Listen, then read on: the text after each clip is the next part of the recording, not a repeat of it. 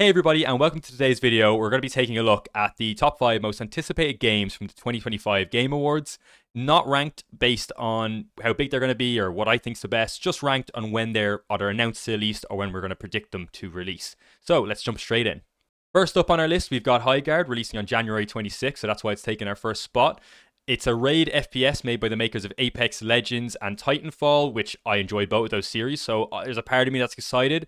Little bit worried for what I've seen. It looks a little undercooked, and I honestly think it could do it a few more, months in the oven, but you'd have to wait till we get our hands on it. It kind of looks like a mix between Valorant and Overwatch. It's got a very hero shooter sort of vibe. Some of the abilities looked very Valorant, but the hero shooter vibe and the way it wasn't just a one tap kill sort of game lean more towards Overwatch.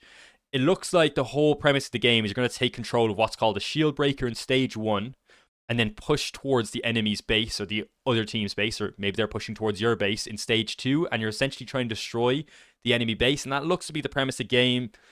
Again, I'm going to have to wait till I get my hands on this one, and it is free to play, so we're all going to be able to get our hands on it. A little bit nervous from what I've seen, but Apex Legends is one of my favorite FPSs that's ever come out, and I was an absolute huge fan of that for the first 2 years it was out, so hopefully if the studios kept a lot of their talent, we're going to see something very similar and very exciting. Next on our list, we have Star Wars Galactic Racer, due to release in 2026. Now, I would predict late 2026, as this trailer did not hint if it was gameplay or cinematics that we were seeing, and I checked multiple times.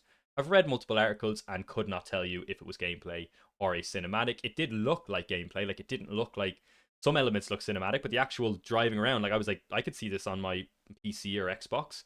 It is coming to all platforms, so that's great to know, and it's going to be cross-play as well. The Steam page is up, which gives us the biggest hint of what the game's actually going to be. It has many tags in it, though, all leaning in different sort of directions, so I think this game's going to have multiple layers to it.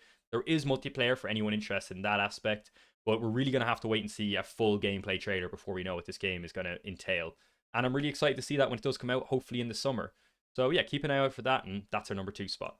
Up on the third spot of this list, we've got Total War Warhammer 40k, due to release sometime in 2027, or in my hopes, late 2026. As a massive fan of both Total War strategy games and Warhammer 40k, I really can't wait to see this game release. Many people said it would never release or it couldn't be done with how Warhammer 40k works. I always firmly disagree with that. I thought there's no reason this game couldn't be turned into a Total War sort of strategy game, and I hope CA go on to prove everyone wrong.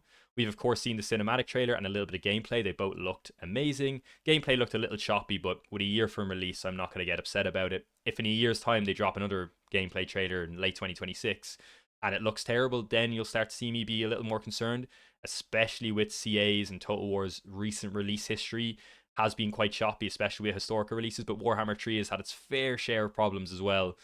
So I would be a little bit concerned and definitely have my reservations, but overall I'm excited. There's a developer update on the 16th. I'll probably do a video about that when we'll get to know some more information. I already have a video up on the channel breaking down the cinematic trailer and some of my thoughts, so I'll link that somewhere on the screen and you can go check that out. We know the factions in the game are Orcs, Aldari, Ashmaltarim, and Space Marines. It is set sometime during the Indominus Crusade. I could break down, and the Fall of Cadia. I could break down all the lore here for 20 minutes, but even that wouldn't cover it all. So go check out some other YouTubers' videos that talk about all the lore. There's some really interesting YouTubers out there who break it down really nicely. It's going to be a really exciting addition, hopefully, to the Total War franchise, and I just cannot wait to get my hands on this. I'm really excited, and just, yeah, absolutely buzzing this game. It is my most anticipated out of the top 5. All of these games I'm excited for, but this one is the number 1 for me. On our list, we've got Star Wars Fate of the Old Republic at number 4. Release date currently unknown. Probably the most anticipated game on this list, I would imagine, especially with the announcement of Chase Hudson, the original director of KOTOR, and the Mass Effect trilogy heading this game. I remember this being announced, and just the absolute yell at the studio, or I should say at the Game Awards, was incredible. We do know it's not a direct sequel, though there will be some tie-ins due to them being set in a similar time period in the lore, so it is good for people to kind of get aware of that. It's not going to be a sequel.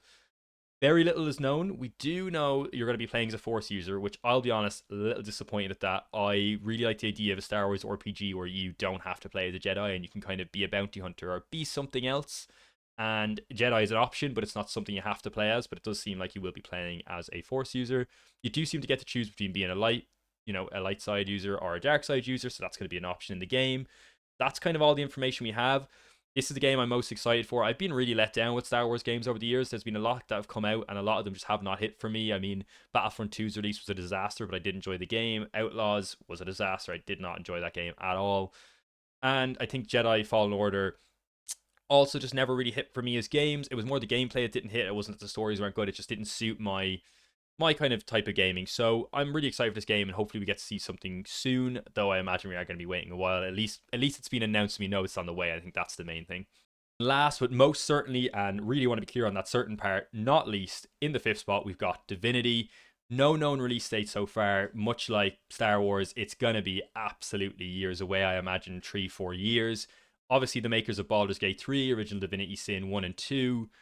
So bloody excited to see what comes out with this game. We don't know too much now. I would love to show the trailer here, but it was pretty dark and gruesome, and I don't want to, get in any trouble with YouTube, so I won't show too much of the trailer. I'll have some clips up, but nothing crazy. It does look extremely dark, more dark than Divinity 1 and 2 were. So I'm very, very interested to see if that kind of keeps throughout the game. We do know it will have some tie-ins to the other game, but it's not a direct sequel because they were asked, will they ever make a, original Divinity Original Sin 3, and they said no. So this is not a direct sequel to those games. It will have some tie-ins, but it will not be a direct sequel. It is stated, and they stated this themselves, so this is really setting users' expectations highly, that it's going to be bigger than Baldur's Gate 3. Now, anyone who's played Baldur's Gate 3, it's one of the biggest RPGs, most ambitious RPGs I have ever played. So to say that it's going to be bigger than that, I think that is a big statement. And they have kind of set themselves up for failure here, in my opinion. Now, I don't think they will fail. Larian are one of the best gaming studios around, and I think they'll absolutely meet the expectations they set. They always seem to. Just so excited. Cannot wait to see more. I imagine, again, we're going to be waiting a while, but truly one of the best announcements at the entire show. Finally, I just want to thank everybody for watching. Please like, subscribe if you enjoyed this content. I will continue to upload consistent content over the next year, as I've committed myself to a year of YouTube to see how I get on. As someone who's always wanted to be a YouTuber, I just finally said, fuck it, let's give it a go. If anyone can relate, please hit that subscribe button. I hope the content improves over the time. It should do. And yeah, really appreciate anybody who watched all the way. Best luck to your day, guys, and enjoy.